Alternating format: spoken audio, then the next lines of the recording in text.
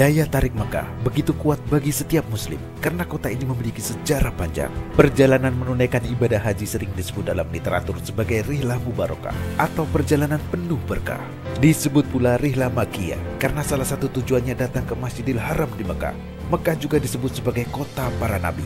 Berhaji merupakan upaya menggenapkan rukun Islam. Haji bukan sekedar perjalanan wisata biasa, tetapi pertanda seorang muslim menjadi muslim paripurna. Sedari dulu, umat muslim dari Nusantara berbondong-bondong ke Tanah Suci, sekalipun moda transportasi yang digunakan belum memadai. Begitupun resiko dan medan yang sangat berat.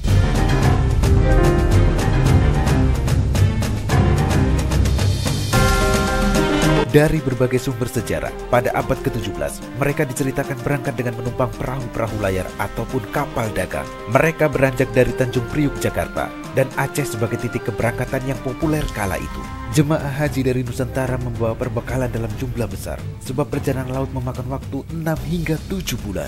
Kebanyakan jemaah haji memboyong anak dan istrinya, karena akan bermukim di Tanah Suci dalam waktu yang tak sebentar. Selain menunaikan ibadah haji, mereka juga mendalami ilmu agama untuk kemudian diajarkan ke masyarakat di daerah masing-masing. Dalam catatan sejarah haji abad ke-18 yang ditulis oleh Johan Eisenberger dalam disertasinya berjudul India and the Bedouin naar Mekah, dituliskan ada sekelompok orang yang tiba ke Batavia usai menunaikan ibadah haji di Mekah. Dalam disertasi itu dilaporkan 10 orang jemaah haji telah kembali ke Hindia Belanda dan tiba di Batavia pada 21 April 1716.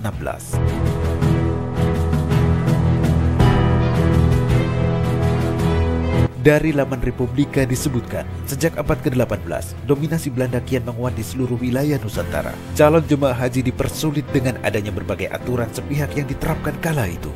Misalnya, aturan tertanggal 4 Agustus 1716 yang melarang kapal-kapal Belanda untuk mengangkut jemaah haji. Alhasil, para calon tamu Allah itu harus menumpangi banyak kapal dari satu pelabuhan ke pelabuhan lainnya, hingga berhasil keluar dari wilayah Hindia Belanda. Untuk selanjutnya mereka menuju Jeddah dengan melalui beberapa pelabuhan di pesisir India atau Hadramaut di Yaman.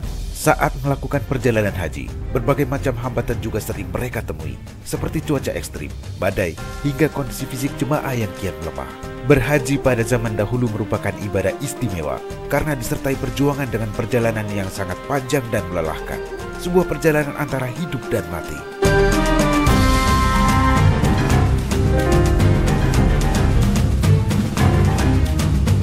Saat pemerintahan Hindia Belanda, jumlah jemaah haji semakin bertambah. Pemerintah Hindia Belanda pun ikut serta memberangkatkan jemaah haji ke Tanah Suci. Namun, saat itu pemerintah Hindia Belanda mengurangi jumlah kuota calon jemaah haji, sebab mereka khawatir akan munculnya pemberontakan. Ketika jemaah haji Indonesia berada di Mekah, maka mereka akan menyadari bahwa semua manusia di hadapan Allah SWT itu sama. Tidak ada lagi perbedaan warna kulit, kasta, hingga jabatan. Hal ini bisa membuat jemaah haji menyadari kalau semua manusia derajatnya sama di muka bumi. Artinya, penjajah Belanda tak memiliki derajat lebih tinggi dari rakyat Indonesia. Kesadaran ini dianggap dapat menimbulkan pemberontakan terhadap pemerintah Hindia Belanda. Selain itu, Belanda khawatir akan dampak politis dari ibadah haji. Sebab, kepulangan orang yang telah melaksanakan haji akan mudah diterima, yakni sebagai orang suci khususnya di Jawa, dan akan lebih didengarkan oleh masyarakat awam.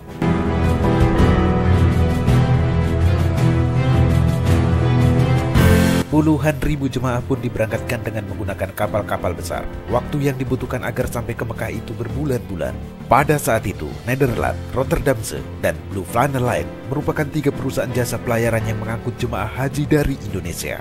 Kemudian setelah Indonesia merdeka, pengelolaan keberangkatan haji dialihkan pada pemerintah Indonesia. Tepatnya sejak tahun 1948, dan pemerintah pun menyiapkan kapal yang dikhususkan untuk para jemaah haji dan ditangani oleh PT Arafat. Namun akhirnya, perusahaan tersebut tidak dapat bertahan lama karena bangkrut. Dan selanjutnya pemerintah menyediakan armada pesawat terbang pada tahun 1966. Puncaknya pada tahun 1979, angkutan haji melalui jalur laut harus terhenti seiring dinyatakan pilotnya PT Arafat oleh Kementerian Perhubungan.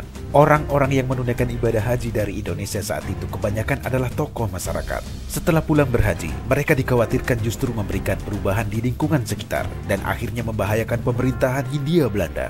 Tokoh agama yang berhasil pergi ke Tanah Suci saat itu di antaranya Kiai Haji Ahmad Dahlan, Samanhudi, dan Ki Hajar Dewantara.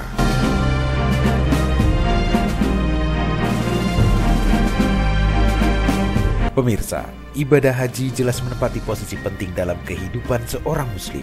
Bagi umat muslim Indonesia, haji bukan sekedar ritual biasa karena pelaksanaannya tidak hanya membutuhkan niat tapi juga dana dan persiapan yang panjang.